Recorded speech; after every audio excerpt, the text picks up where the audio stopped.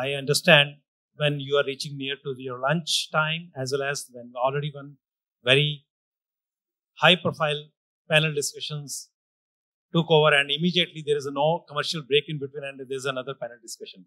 Because reason I have to catch my flight, so they have just made me to be sit over here for next 40 minutes. Thank you very much, organizers. Quickly, I will go for this panel because every day now we are going to be looked by the world. What is that? New India. New India. And why New India? Because it's a digital India. See, wherever our honorable Prime Minister goes across the world, they ask, what is a Modi mantra? What is this mantra that we have the huge transactions happening in country India and see the negligible attacks as well? We can't deny. But at the same time, this panel is going to be discussed with the academia as well as the industry together. Are we ready to take a lead? Because the lead has to be taken by the youth of the country India. Yes, young India. And are we ready for this? TEI. What is that? Technology in education or technology through education? So this is what we are going to discuss with the literature. And very first, I'm going to be just giving opening remarks open to all my very honorable panelists, but not more than for 2 minutes, because we have to have so many insights from you for the different parts of the questions which has given to me, and I am sure that paper is not leaked out. So I just start with the next to me. Yes, of course. So please, sir, just give an opening remarks for the 120 seconds so that we can push up to next. Thank you. Thank you. I am Pravesh Dudani, Founder Chancellor of Medhavi Skills University. It's a university as well as more of an awarding body in the skills space. So my 120 seconds take on the integrating digital into higher education is that this whole approach or the need for integrating digital into the education space is something which we have already, has been spoken a lot.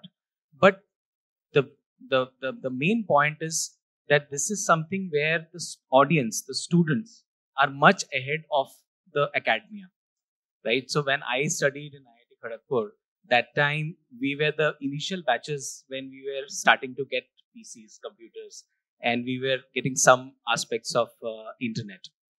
And one thing where we were sure of that anything which talks about technology, we were ahead of our professors.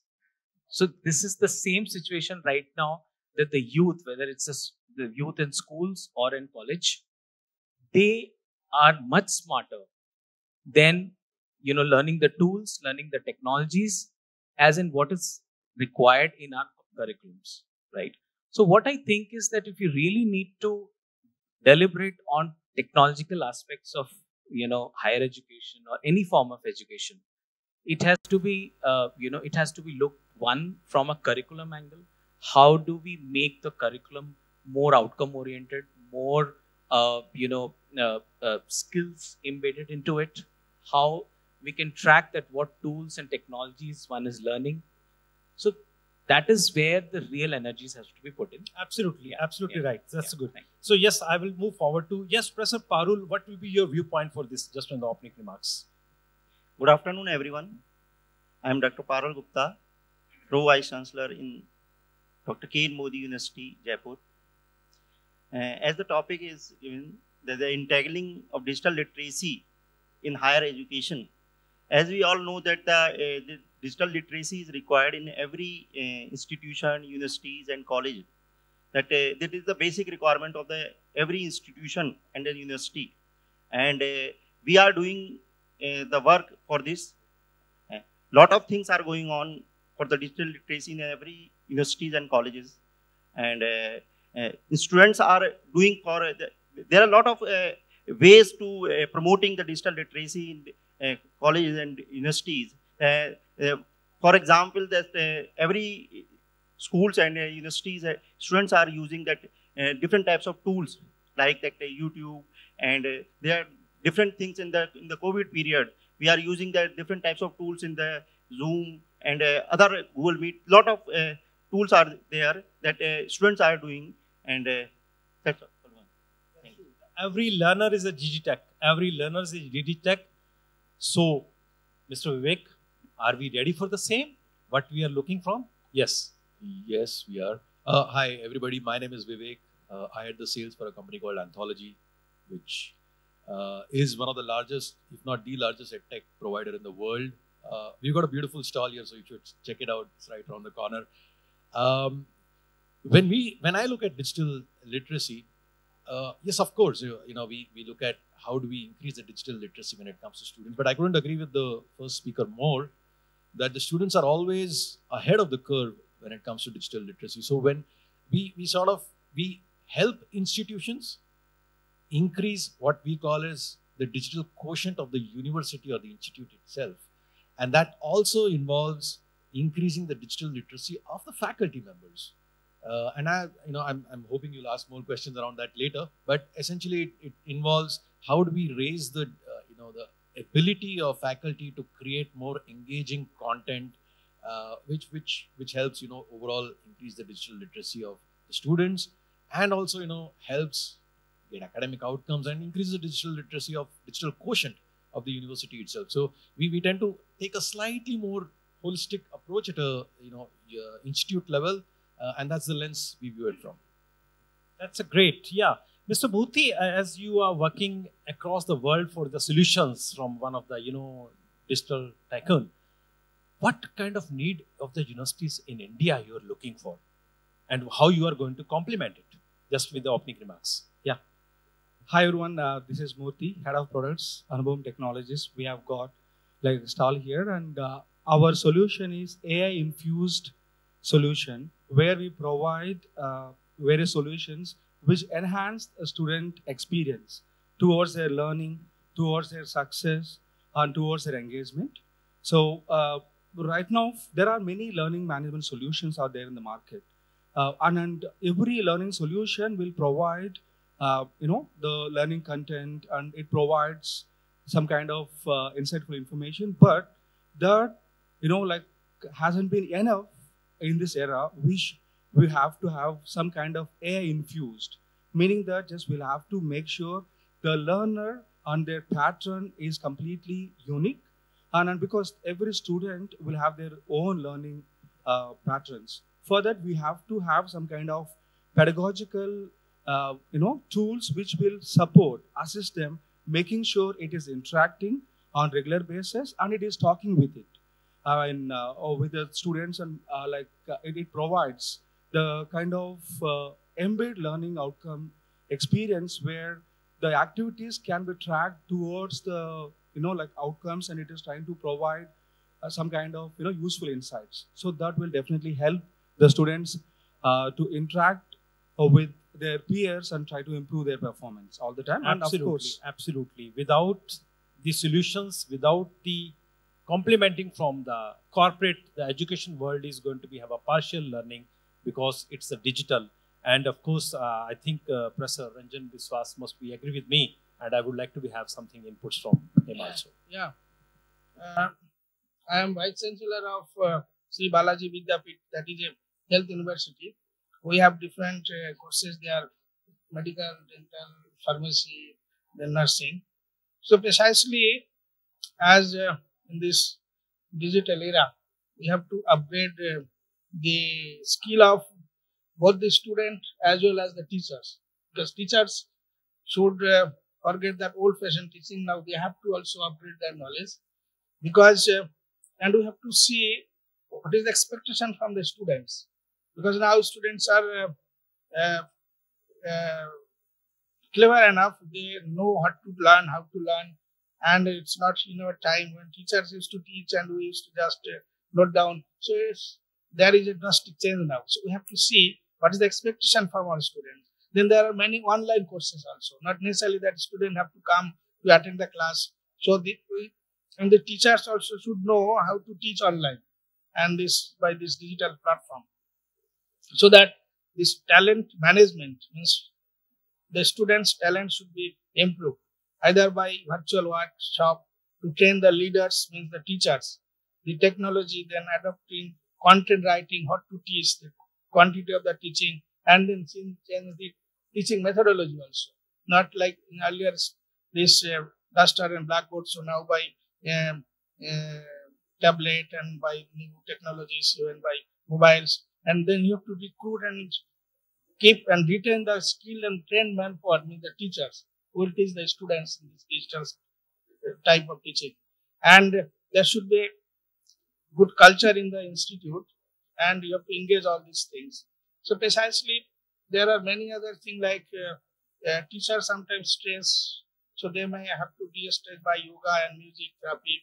Then this financial part of the teachers also to be taken care of, because there will be a lot of new cost living and other things. So campus management in the university also to be the ecosystem should be managed. So this digital transformation is a really challenge, and to the many faculty who are old fashioned, so I am to tell that they have to change their old teaching style. Absolutely. This is the mindset of the faculty that has to be.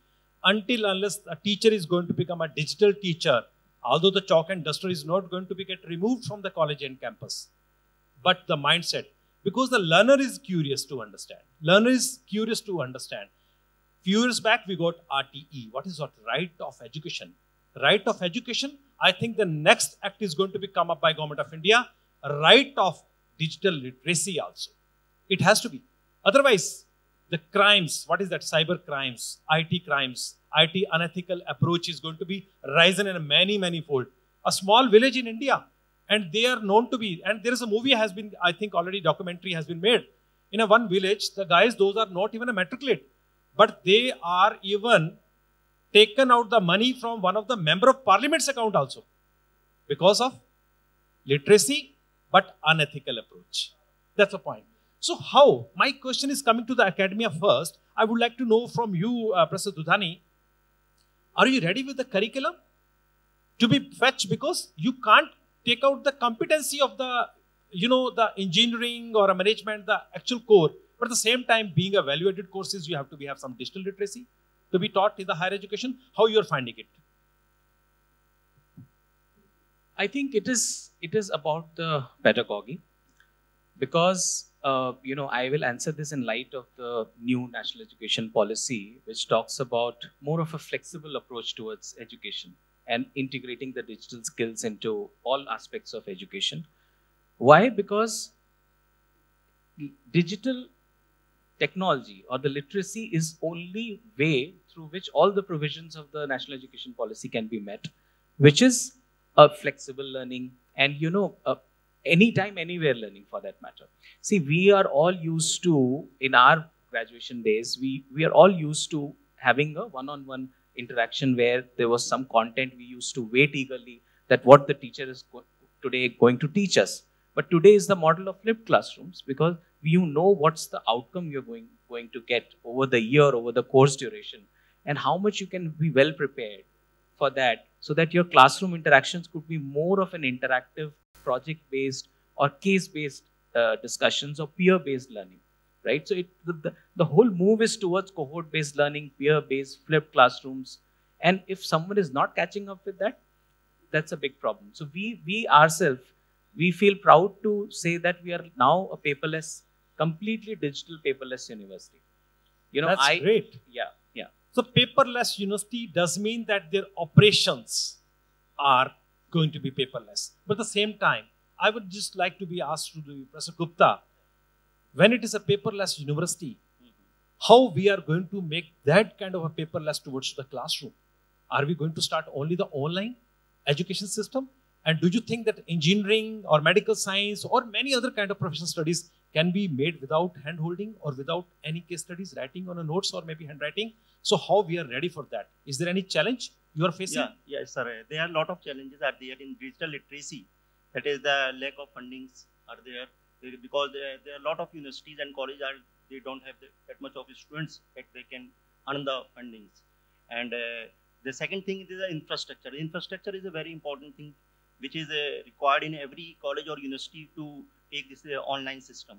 So, and other thing is the third one thing is the training part. The training part is also required for that. They are not available this type of professors and faculty members who are giving this type of trainings. These are Yeah.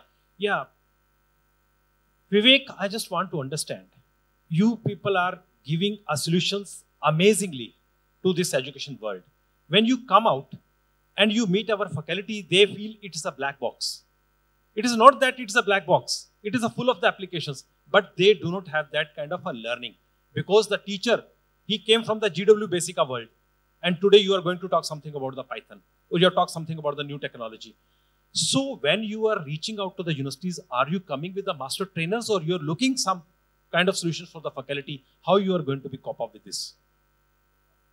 Well, I mean, it would be a bit unfair and unkind to the faculty community to just brand them as negative mindset all the time. I think it is human nature to sort of resist change towards something you're not familiar with or you're not comfortable with. For example, even me, my son comes up with some tools and shows me, Dad, Appa, this is not the way to do it. I do it this way, and I am immediately taken aback, and it takes me a while to reset and think that this is the way kids these days are behaving. So it's entirely a mindset issue. I think people do get intimidated by technology. The onus, I think, is a little bit shared. I think even we as providers of technology also need to make it as simple as possible with simple intuitive user interfaces, which make it easier for faculty to use. But yes, we do provide a lot of hand-holding, a lot of guided pilots where we take faculty through, okay, what's a day in your life look like? What are your challenges that you face? Let me show you, how those challenges can be mitigated and handled in my system. We do a lot of elaborate hand-holding sessions, which hopefully bring down the barrier levels for them to start adopting the technology. Absolutely. I think it's wise to be asked this question to Mr. Murthy, because Mr. Murthy, you know that nowadays it's very challenging for any faculty or registrar or even a vice chancellor to have a good number of data to be submitted for maybe so-called NIRF, NAC, NBA, and many kind of rankings, accreditation. It's a mandate. Every university has to be showcased because 1100 plus universities existing in my country, and learners having a right to be select which where. So I don't want the same time my faculty to become a clerk. Faculty should be the faculty for the teaching. So how you are bringing solutions for this, all this kind of, the data acquisitions, data presentation, data mining, and sometimes data manipulation, how it's going to be worked out, the faculty can be given as a load less to that. Yes, over to you. Sir, we have got an accreditation framework solution which we have designed by taking all the, faculty pain points and making sure faculty will be only focusing on the learning and teaching learning activities, not on the laborious work where they have to, just collate all the data and have to, just organize them the way the NIRF, NAC, or NBA follows. So just we have got, some kind of tools to just take all the activities of faculty and it, just collate and put the way the, accreditation bodies prefer to have. The formats or the metrics, whatever we call our criterion, it takes care about all the activity, all the, records of those activities. And we always make sure the faculty will be only focusing on the, TLP process, which they primarily have to focus to make sure they're improving the performance of students rather than doing the laborious activities of collating the data, put them in the formats.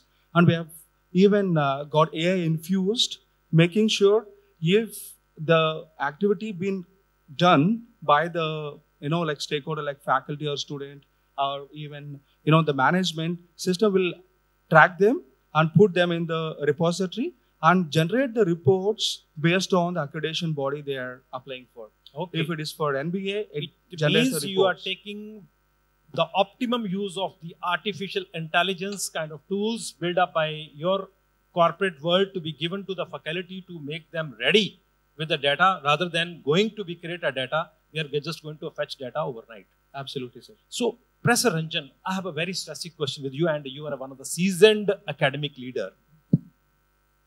From last many years, a mother at home teaching a girl child what is a bad touch and what is a good touch.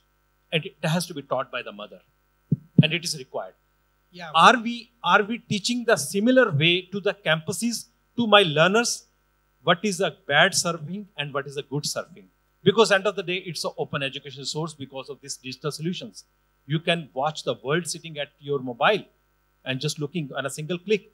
So how we are ready to adopt? Because sometimes, Chat GPT and so many buzzwords are coming and students are thinking, I can crack my exams with the Chat GPT. I can submit my assignments through the Chat GPT. So what their creative mind, the creative thinking, the positive thinking is going. Are we ready to adopt the right pieces of the digital literacy in our campus? How you are coping up with this? It's very valid and need of the question. You see, literally, as you told, starting from mother is the best teacher. When a child born, you learn from mother how to do, how to speak. Because I am facing the same thing. My daughter-in-law is teaching my grandson, so that is the thing apart.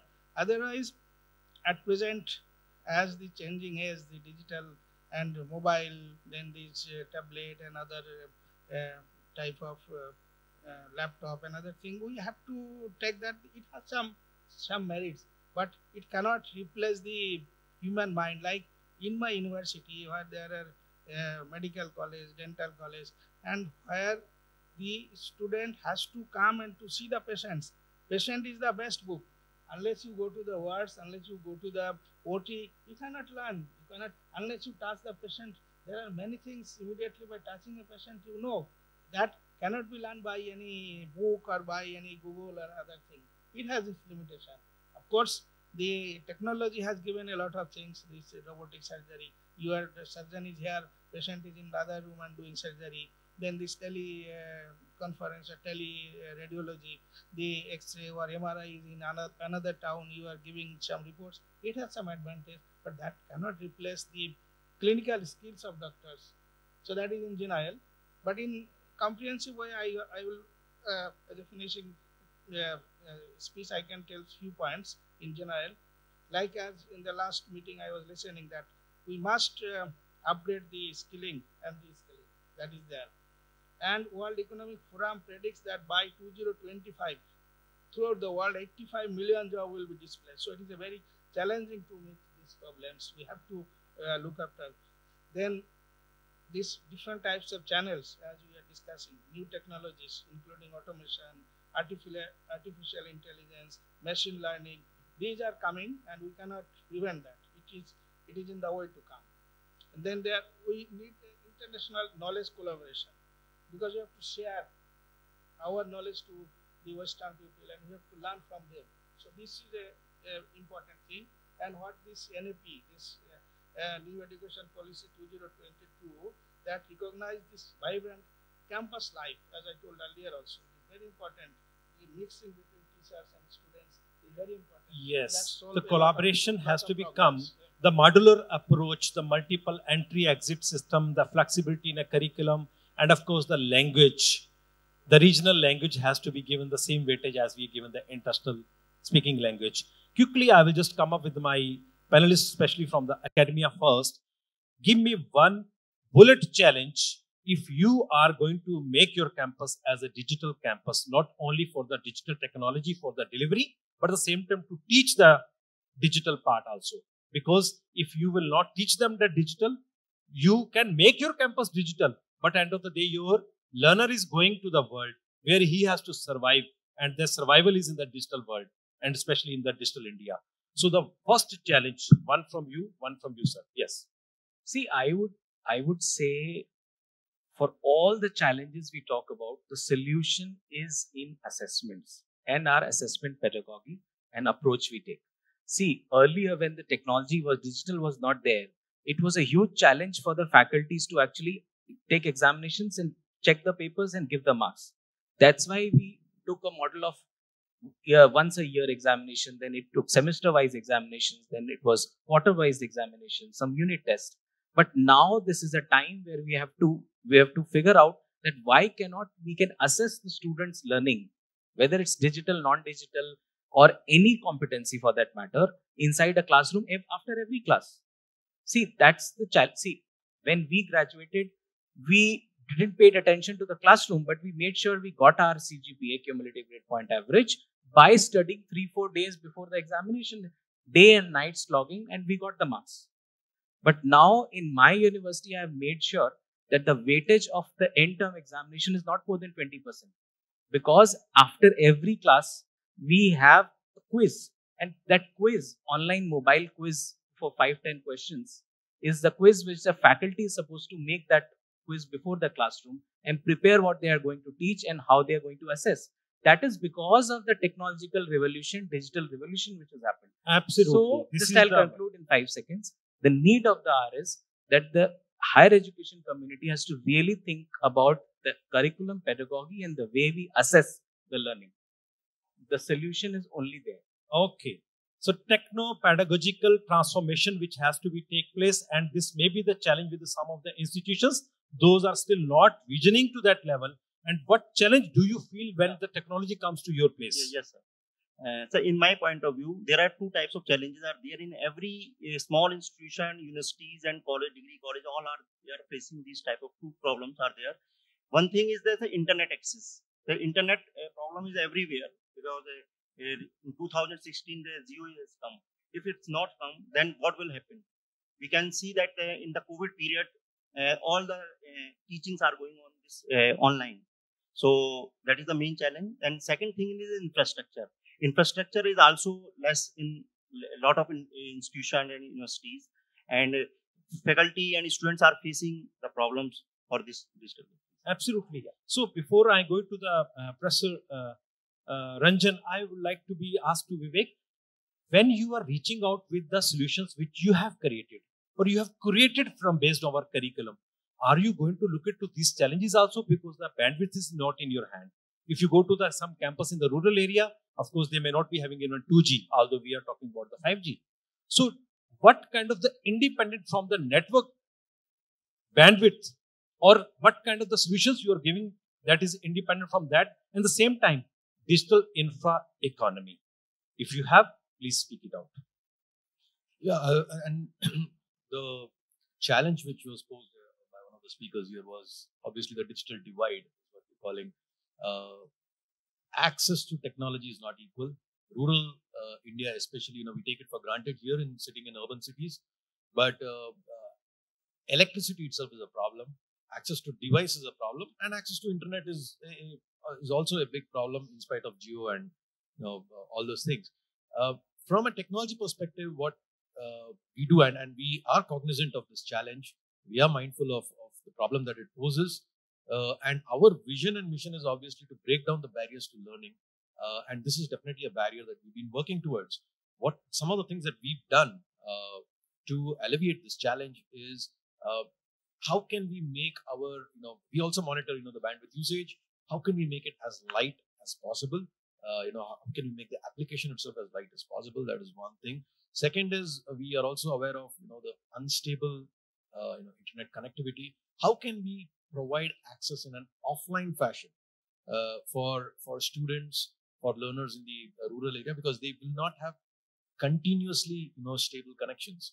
So how can we provide offline content so that they can consume the content when the internet connectivity is not stable, but then they can reach out back to those pockets where internet connectivity is stable and then participate again. So those are some of the things that we have been doing. So Murthy, is it independently we can have a thought of the technology which you are bringing to the one campus, and it is not going to be match the desires or maybe the insights of the other campus? Or you have a one standard solution which is common for all, whether they will take it or not? That's the question, because many times being a vice chancellor, we want to understand what is the best for me. But at the same time, I look it is best for me, but it's not for the rest of others. So the customization, and whenever we reach back to you people, you say change of request, and it is going to have a next burden of the economy to my whole campus. And this burden goes finally to my learners only, because none of the campus leadership is going to pay from their pocket. It is from the fee from the learners. So how your solutions are so independent and make them the customization? I just want to understand. Yeah. Sir, while we are, just building the whole higher education product, we haven't built it like a single solution, or we haven't built it like a product. We build it like a platform, meaning that it has its own flexibilities where every institute, like you mentioned, their process flows will be different, their workflows will be different, and their approval flows also might be different. Depends upon the role, hierarchy, they'll define all of them. So we are making sure all these are flexible in Creatrix in terms of, like just providing the solution. It will be unique for the requirements of institute. And then, of course, there are some standard policies like ABC, Academy Bank of Credit, change of program, or certain aspects which we, provide in the form of standard solution. But in terms of, the unique process flows where every institute follows, that we are always complement with our platform. Rather than bringing it as a product, we always, let's just provide a configuration tool for them to, configure themselves and use it. Absolutely right. Sir, I will come back to you because you have, I think, gone through very well with the NEP 2020 literature, which has been published by Government of India, and now it's made it a policy by Government of India. Look into that NEP 2020, it's a proper brackets given to for this, gender equality. We talk about the national curriculum, we talk about the constitution, we talk about the UHV, that is urban or human values. What percentage of the digital literacy you are finding in the NEP 2020, or they have missed out to be put this digital literacy component in the NEP 2020? I just want to understand from you. Yeah, it's a very valid question because it's difficult to tell exactly percentage because digitalization is a very recent phenomenon.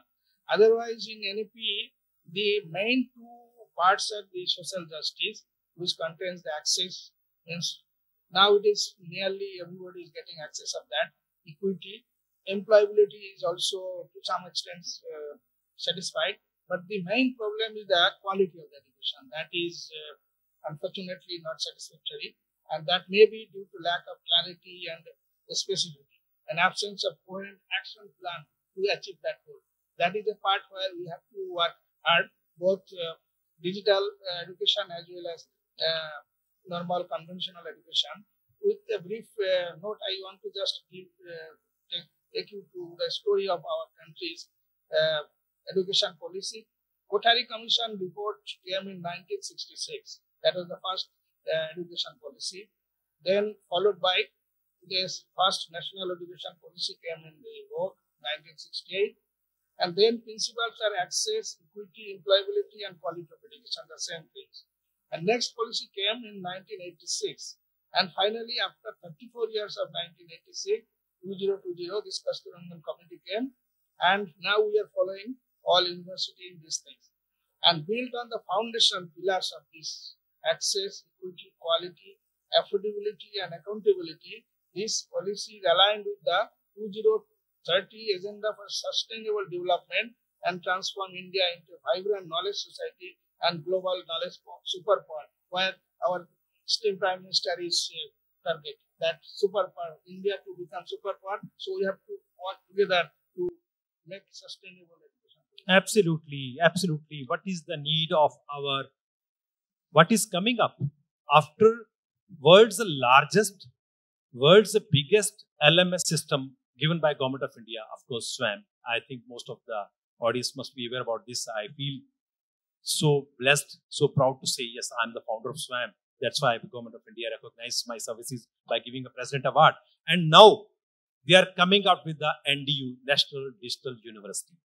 With this National Digital University, does mean that any learner in this country, wherever he is going to be enrolled for the program, the same time he can get a 50% of the credits from the National Digital University with the government emblem. It's going to be there. And at the same time, every university, every institution, whether it's a school or college or a university, as we came to know from the panelists, everybody has to bring that technology first in their campus. If you do not have the technology, you can't practice on it. If you can't practice on it, you can't make to learn about it. And tomorrow when you are going to send your graduates out, they cannot be called as a global graduates because they will be having a certain knowledge, certain norms of the knowledge, competency, of course, their area of studies for which they have enrolled. But how to make it fruitful to the society, fruitful to the nation, if they do not know, how to present it. Today, you go to any shop, it is AI enabled. Earlier the day, I used to look at for the try room to be just changing my dresses and look at which is the one is going to suit. Today, I don't have to go to the change room because of AI. Just standing in the mirror, I am just going to see my gestures.